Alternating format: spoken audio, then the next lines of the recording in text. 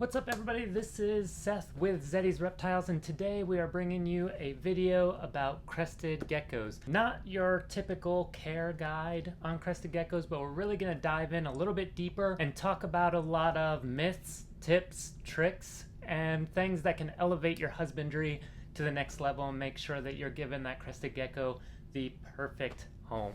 Now, we have done a lot of short form content on this subject, but we're going to wrap it all up into one video so you don't need to go anywhere else. So if you are a current crested gecko owner or looking to be one in the very near future, stick around. Let's get into it.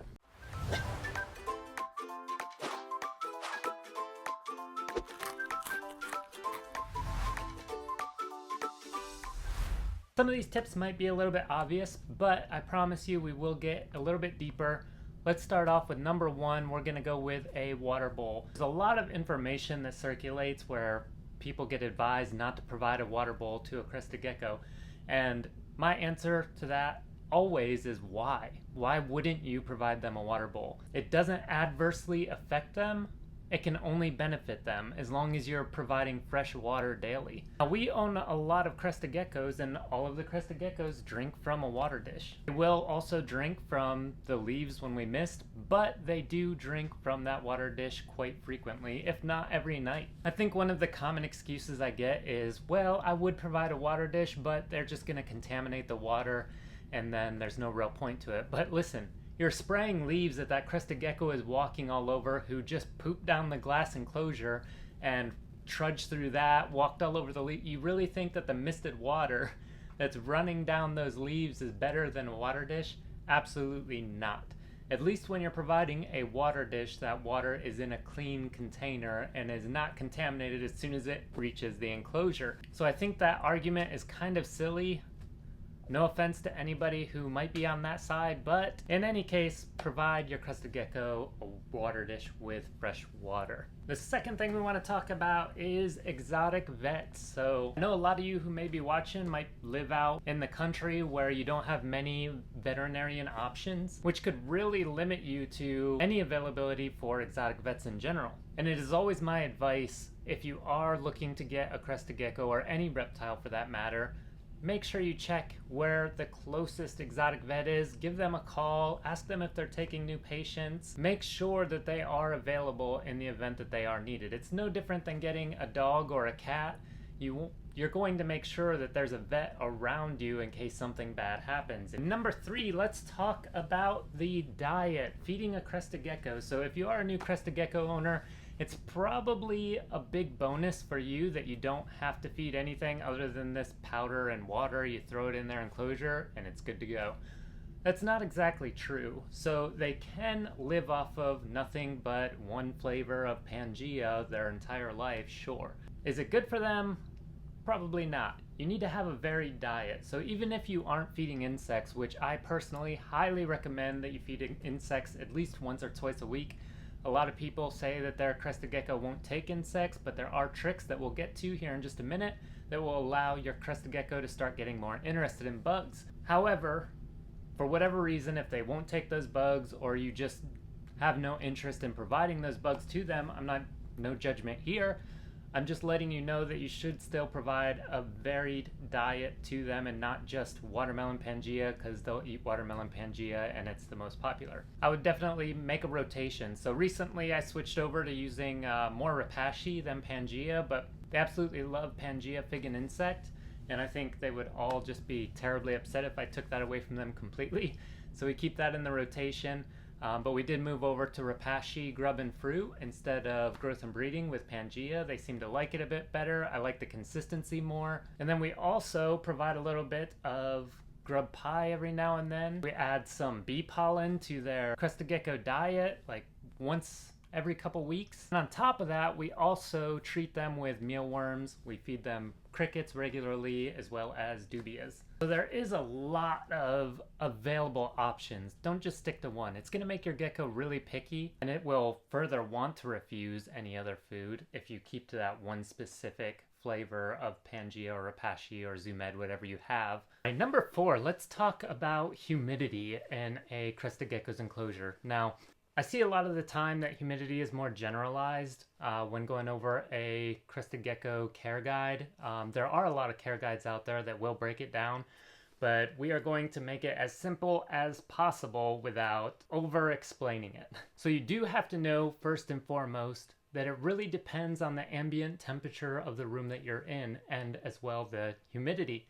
If it's hotter in the reptile room that you're in and it's drier, you're gonna need to mist more often. If you're in a natural humid environment, if you live in Florida, you might not have to mist quite as much. But the general rule of thumb is that you want to mist once at night to spike it to 80%, and then you want that 80% to slowly come down to about 40% before you mist again.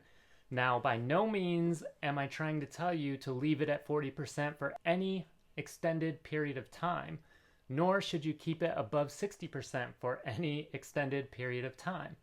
Spike it to 80%, let it drop to right around 40 or 50%, and then spray it again, let it spike back up to that 80%. Sometimes you're gonna have to check it in the morning, and you're gonna have to mist both at night and in the morning when you turn those lights on.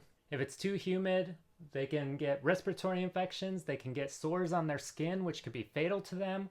If it's too dry, they could start getting lip curl, issue shedding, and they can also get issue shedding if it's too humid. So it's very important to keep your humidity on point, 80% spike, down to 40%, spike it again to 80%. And number 5, we're gonna talk about lighting and heat, UVB.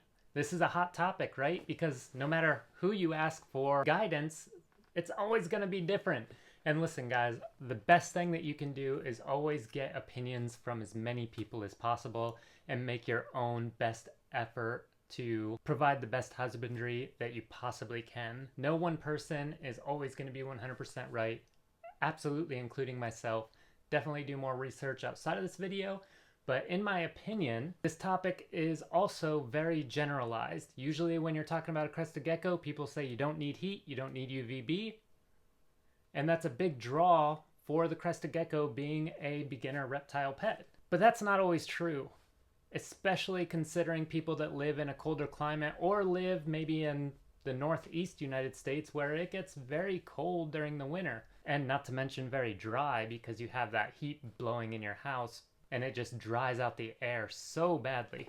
So when it comes to heat, if your house is consistently dropping below 65 degrees, not even your house, the reptile room or the room that your reptile is in, we're going to say reptile room regardless if that's what it is or not. But if your reptile room is dropping below 65 degrees at night, you need to provide supplemental heat. And I'm not talking about a basking light. You need to get something closer to a ceramic heat emitter so it's not messing with their day and night cycle. But if that is the case, you also need to have that hooked up to a thermostat so it can self-regulate and turn off if it gets too hot. The way I keep my crested geckos is at night, my temperature drops to about 72 degrees. During the day, it's anywhere from 74 to 78 degrees. And having that warmer temperature is going to stimulate their hunger. They're going to be more active at night. And it also provides a good day and night cycle for the temperature imbalance as well. So even if your house doesn't drop below 65 degrees and it maintains, let's say 68 day and night, maybe you want to get a little bit additional heat in your room. It doesn't have to be a heat light or a ceramic heat emitter. In my reptile room, I have a split unit that specifically controls the temperature of the room. Now I do have a lot of reptiles, so I wouldn't advise that for somebody with one crested gecko because it does get pretty expensive. But if you have like a single room heater, or if you do have UVB, or if you opt in to get UVB, it could warm up the enclosure by a couple degrees as well during the day. And while we're talking about UVB, do you need UVB for a crested gecko? I'm not going to get into the argument too much. I provide UVB for all of my adults, especially for my breeding pairs. All of them have UVB, and I generally start providing it to them once they come out of their baby enclosures, which you might see the baby enclosures right here. I don't know if you guys can see it or not, but all of the baby enclosures are over here.